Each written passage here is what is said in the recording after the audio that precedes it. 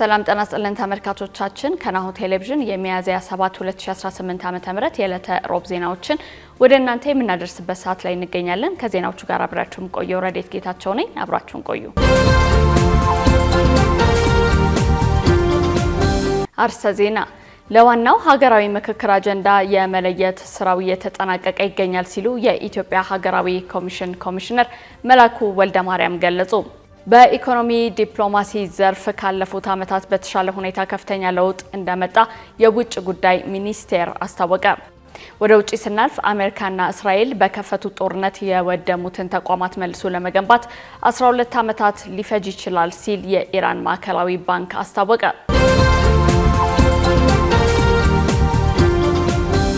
ወደ ቀዳሚ ዜናችን እንለፍ። ኢትዮጵያና ላይቤሪያ በተለያዩ ዘርፎች ዙሪያ የመግባቢያ ስምምነቶች ተፈራረሙ። ሁለቱ ሀገራት በትምህርት፣ በሰው ሰራሽ አስተውሎት፣ በሳይንስና ቴክኖሎጂ ዘርፎች ላይ ያተኮሩና ለወደፊት ትብብር እንደ ስትራቴጂካዊ መሰረትና ተግባራዊ ፍኖተ ካርታ የሚያገለግሉ ስምምነቶችን እንደተፈራረሙ የጠቅላይ ሚኒስትር ጽህፈት ቤት አስታውቋል። ጠቅላይ ሚኒስትር አብይ አህመድ ቀደም ብለው ከላይቤሪያ ፕሬዝዳንት ጆሴፍ ኑዩማ ቦአካይ ጋር የሁለትዮሽ ውይይት አካሂደዋል። ውይይታችን በተለያዩ ዘርፎች ያለንን የቆየ አጋርነት ይበልጥ ለማጠናከርና ለማስፋት ወሳኝ ምዕራፍ ከፍቷል ሲሉ በማህበራዊ ገጻቸው ገልጸዋል። የላይቤሪያው ፕሬዝዳንት ጆሴፍ ኑዩማ ዛሬ ጠዋት ኢትዮጵያ የገቡ ሲሆን ጉብኝቱ የሁለቱን ሀገራት ዲፕሎማሲያዊ ግንኙነትን የሚያጠናክር ዓላማ አለው። ወደ አዲስ አበባ የተጓዝኩት ከዶክተር ደብረጽዮን ጋር ተመካክሬ ነው ሲሉ ሌተናል ጀነራል ታደሰ ወረደ ገለጹ። የትግራይ ክልል ጊዜያዊ አስተዳደር ፕሬዝዳንት ሌተናል ጀነራል ታደሰ ወረደ ወደ አዲስ አበባ ያደረጉት ጉዞ ከህወሓት ሊቀመንበር ዶክተር ደብረጽዮን ገብረ ሚካኤል ጋር በመመካከርና በመስማማት እንደነበር አስታውቀዋል። ፕሬዝዳንቱ በሰጡት መግለጫ በአዲስ አበባ በነበራቸው ቆይታ ተፈናቃዮችን መመለስ፣ የክልሉን በጀትና የመድኃኒት እጥረት እንዲሁም በጅቡቲ ወደብ የቀሩ ትራክተሮችን በተመለከተ ለፌዴራል መንግስት ሪፖርት ማቅረባቸውን ገልጿል። የስልጣን ዘመናቸው ለአንድ ዓመት መራዘሙን በተመለከተም ውሳኔው በክልሉ የመንግስት አልባነት ክፍተት እንዳይፈጥር ከፌዴራል መንግስት ጋር ቀደም ብሎ ሲመከርበት የቆየ መሆኑን አስገንዝበዋል። ለዋናው ሀገራዊ ምክክር አጀንዳ የመለየት ስራው እየተጠናቀቀ ይገኛል ሲሉ የኢትዮጵያ ሀገራዊ ምክክር ኮሚሽን ኮሚሽነር መላኩ ወልደማርያም ገለጹ።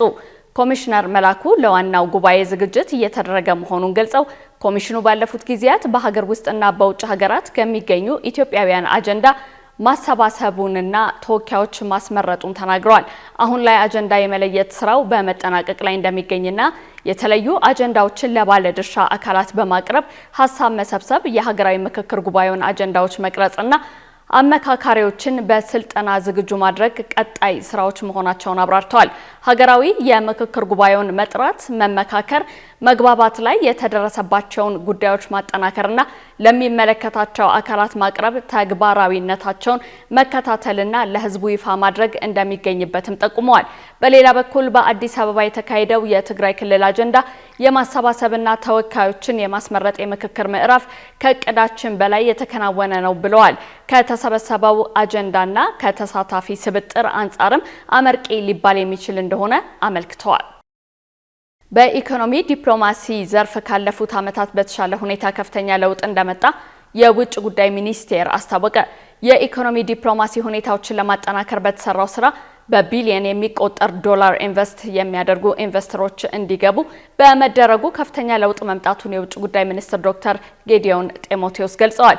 የኢኮኖሚ ዲፕሎማሲ በመጠናከሩ ምክንያት በቅርቡ በተካሄደው የኢትዮጵያ ኢንቨስትመንት ፎረም ብቻ ከ13 ቢሊዮን ዶላር በላይ ኢንቨስት ለማድረግ ከተለያዩ ውጭ ሀገራት የመጡ ኢንቨስተሮች ጋር ስምምነት መፈጠሩን ተናግረዋል። ባለፈው ዓመት በኢንቨስትመንት ከፍተኛ ገቢ ካገኙ የአፍሪካ ሀገራት መካከል እንድትሆን ማድረግ መቻሉን ሚኒስትሩ አብራርተዋል። ተጨማሪ የውጭ ኢንቨስትመንት ለመሳብ እየተሰራ መሆኑን ዶክተር ጌዲዮን ገልጸዋል። ካሽጎ በየትኛውም ዓለም ሆነው በማንኛውም ሰዓት ለወገኑ የሚደርሱበት ፈጣን የገንዘብ መላኪያ ተከፈተሎ። ማስተርና ቪዛ ካርዶን በመጠቀም ከ5 እስከ $20,000 የሚልኩበት አዲስ የገንዘብ መላኪያ መንገድ። ካሽጎን ለየት የሚያደርገው የትኛውም የገንዘብ ዝውውር በፍጥነት አገልግሎት ከመስጠቱም ባሻገር ለማንኛውም አገልግሎት ምንም አይነት ክፍያ አለመጠየቁ ነው። በሀገራችን ታሪክ ገንዘብን ከውጪ ወደ ሀገር ቤት በማስተላለፍ በመተግበሪያ መልክ አገልግሎት መስጠት የጀመረው የመጀመሪያው ሀገር በቀል የገንዘብ መላኪያ ዘዴ ካሽጎ ከ4500 በላይ ባሉ የባንክ ቅርንጫፎች አገልግሎት እየሰጠ ይገኛል። ገንዘቦን በሰኮንዶች ልዩነት ውስጥ ይፈልጉ በአካውንቶ ወይንም በእጆ ቆጥረው የሚወስዱበት ልዩ ዘዴ።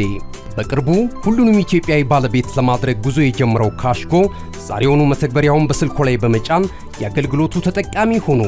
ፍጥነት መለያችን፣ ኢትዮጵያን መክፈቻችን፣ ካሽጎ ነው መላኪያችን። ካሽጎ የአዲሱ ትውልድ ብራንድ። ተመልካቾቻችን ያላችሁት ናሁ ቴሌቪዥን ላይ ነው። ደግሞ ወደ ውጭ ዜናዎች እናልፋለን። የኤርትራ ከፍተኛ የልዑካን ቡድን በግብጽ ካይሮ የኢኮኖሚ ትብብርን ለማጠናከር ተወያዩ።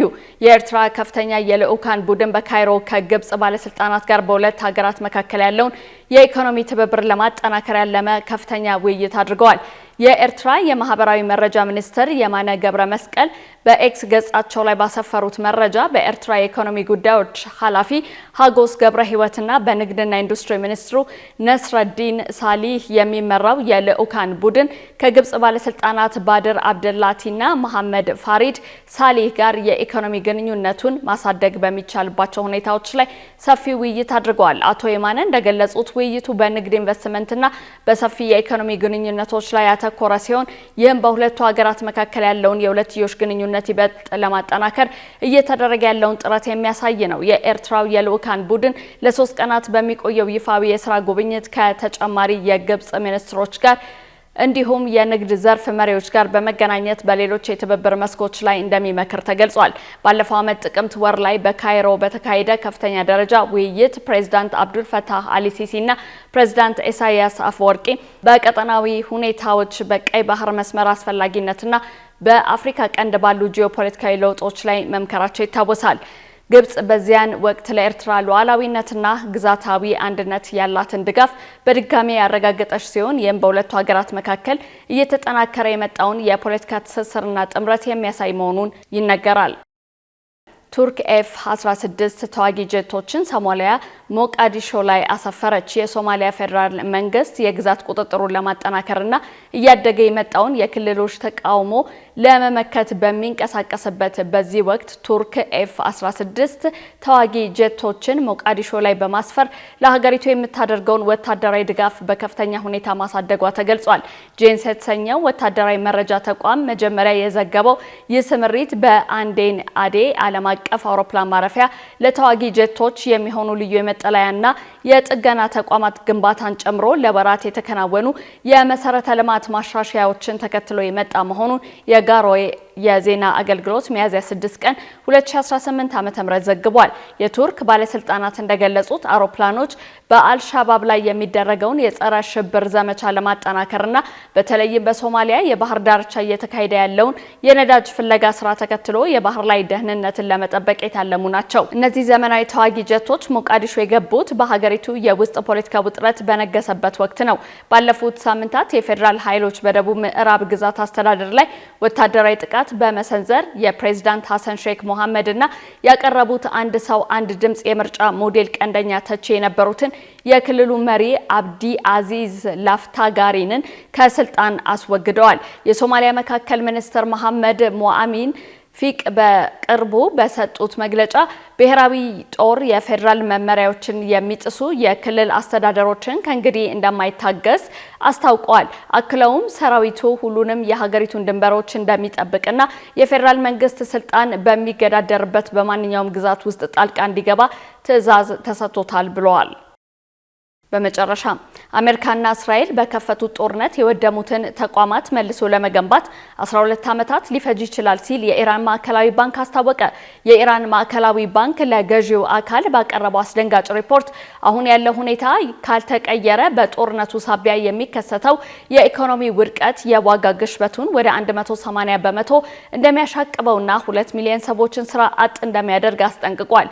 ይህ የዋጋ ግሽበት ባለፈው ጥር ወር ህዝባዊ ተቃውሞን ካስነሳው የ45 በመቶ ግሽበት ጋር ሲነጻጸር በ4 እጥፍ የሚበልጥ ሲሆን ሀገሪቱ ቀደም ሲል ከነበረባት እጅግ የከፋ የኢኮኖሚ ቀውስ ውስጥ ልትገባ እንደምትችል ያሳያል። ሮሪንግ ላይን የተሰኘው ወታደራዊ ዘመቻ የኢራንን ወታደራዊ አቅም ለማዳከም ያለመ ቢሆንም የሀገሪቱን ጠቅላላ የሀገር ውስጥ ምርት 15 በመቶ የሚሸፍኑትን የፔትሮኬሚካልና የብረት ማምረቻ ፋብሪካዎችን ክፉኛ በመምታቱ የኢኮኖሚውን የጀርባ አጥንት ሰብሮታል። የኢራን ባለስልጣናት እንደሚሉት የእነዚህ ግዙፍ የኢንዱስትሪ ማዕከላት መውደም በሀገሪቱ ላይ ታላቅ ጥፋት ሊያመጣ ይችላል። ማዕከላዊ ባንኩም የወደሙትን ተቋማት መልሶ ለመገንባት 12 ዓመታት ሊፈጅ እንደሚችል ገምቷል።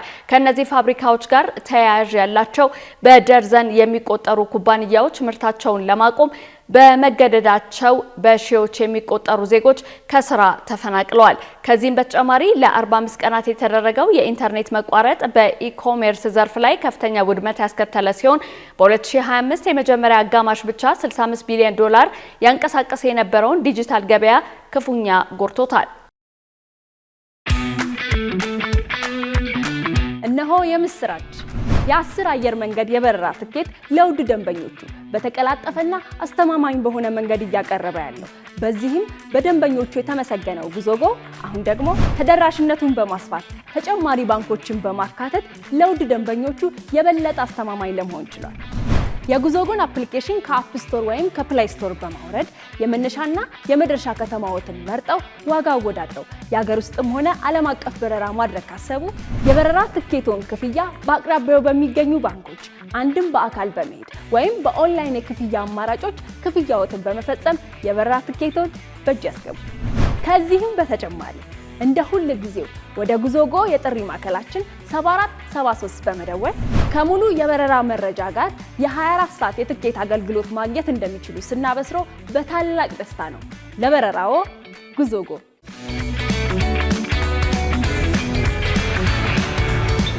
ተመልካቾቻችን ዜናዎቻችን እነዚህን ይመስላሉ። ከዜናዎቹ ጋር አብሬያችሁ የቆየሁት ረዴት ጌታቸው ነኝ። ጤና ይስጥልኝ።